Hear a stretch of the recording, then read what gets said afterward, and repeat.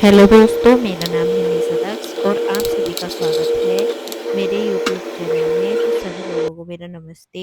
तो आज दोपहर घर पर मेरे यहाँ पर आए थे मेहमान। उनको नाश्ता और खाना खिलाने के बाद में ये कुछ इस तरीके से मेरी किचन की हालत हो गई है, आप देख सकते हैं। उसके बाद में मैं चली किचन साफ करने। ये मूड़े मैंने पैरों से कर दिए हैं साइड, क्योंकि मैं हाथों के साथ साथ पैरों से भी काम कर लेती हूँ। उसके बाद में ये सामान जो फैला हुआ है उसको मैं सेटल कर रही हूँ, और उसके बाद में आप पूरा मेरा ब्लॉग देखिए गाइस, क्योंकि हम जो हैं महिलाएं जितने भी हैं, क्योंकि एक स्त्री ही एक स्त्री को समझ सकती है। और किचन का काम जब हम करते हैं महिलाएं, तो इतनी कोई तवज्जो नहीं दी जाती है, क्योंकि यही बोला जाता है अक्सर महिलाओं से, रोज का यही काम है और क्या ही काम है।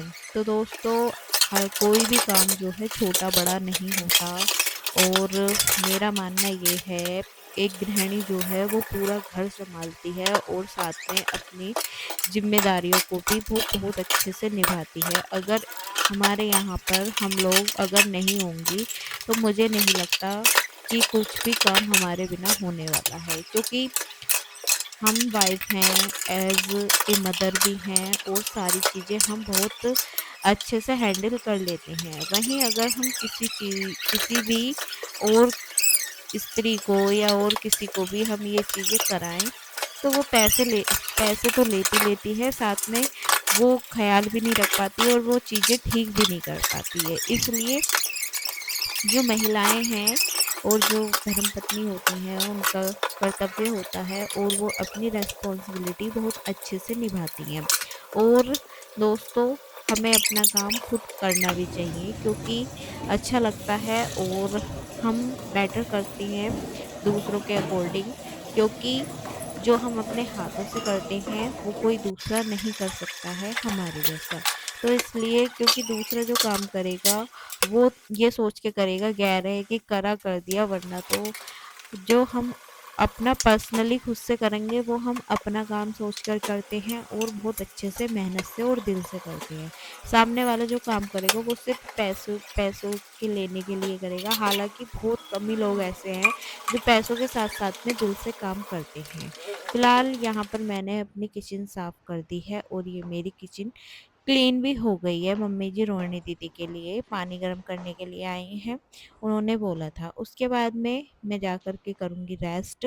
और ये फिर शाम के 6 बज गए हैं, मैं आई ऊपर, क्योंकि मुझे नेचर से बहुत ज़्यादा प्यार है। ये आकाश में कुछ पंछी उड़ रहे हैं। उसके बाद में दोस्तों, मैं आपको हमारे यहाँ का नज़ारा कुछ इस तरीके का होता है। फिर उसके बाद में मैं नीचे आ गई, तब मैंने जाकर के देखा कि बुआ जी और चाची जी आई हुई हैं। तब मैंने उन लोगों के लिए नाश्ता किया रेडी।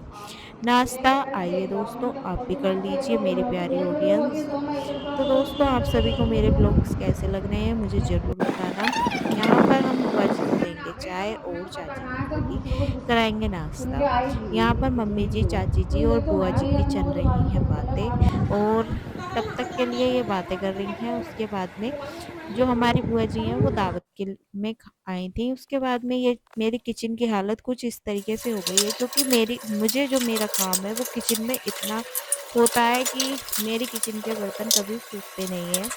तो दोस्तों, आप मैं फिर ये जो है सामने वाले बर्तन होते हैं, जो 4-5 बजे के करीब वाले जो बर्तन होते हैं, हालाँकि सबके सिंक में ही इकट्ठे होते हैं, क्योंकि हर गृहिणी जानती है कि वो किचन साफ करती है तभी कुछ ना कुछ बर्तन हो जाते हैं। इसलिए दोस्तों, तो फिर मैं इनको क्लीन करूँगी। उसके बाद में फिर मेरा रात के खाने की तैयारी होगी। फिर उसके बाद में बर्तन बनेंगे। तो बर्तनों की तो आप पूछो ही मत ना, क्योंकि किचन का काम ज़्यादातर बर्तनों का ही होता है और खाने-पीने का ही होता है, और हमें करना भी चाहिए।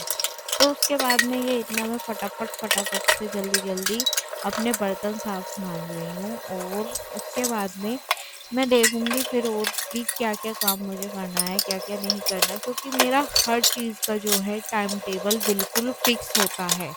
क्योंकि मैंने अपनी दिनचर्या कुछ ऐसी बनाई हुई है कि मुझे मेरा टाइम पर्टिकुलर टाइम पे ही करना ही होता है। अगर वो मेरा पर्टिकुलर टाइम पर कोई भी काम नहीं होता है, तो मुझे एक अजीब-सी इरिटेशन और थोड़ा-थोड़ा मुझे झुंझल-सी चढ़ सकती है, जिसको बोलते हैं कि मैं गुस्सा-सी हो जाती है, ये मेरा अपना ही होता है। उसके बाद में आप दो देख सकते हैं दोस्तों, ये मैंने फिर अपनी किचन फिर से क्लीन कर दी है और ये मेरी किचन का नज़ारा कुछ इस तरीके से। उसके बाद में दिव्येंदु के पापा जी आ गए थे, वो रात के 10 बजे आए थे, तो वो उन्होंने मुझको बोला कि निशा कुछ खाने में मुझे भी ला दो खाना, तो मैंने उनके लिए नाश्ता रेडी किया। अंडे की भुजिया थी और सब्जी रोटी और 2-3 सब्जी और थी। उसके बाद में मैंने उनको खाना सॉरी डिनर दिया और मैंने भी उनके साथ में बैठ के खाया। तो दोस्तों ये था मेरा आज का ब्लॉग। बाकी आप सभी को मेरे सारे ब्लॉग कैसे लग रहे हैं मुझे ज़रूर बताना। और अगर आप नए हैं तो मेरे चैनल को सब्सक्राइब कीजिए, लाइक, कमेंट और शेयर कीजिए। थैंक यू, धन्यवाद, लव यू।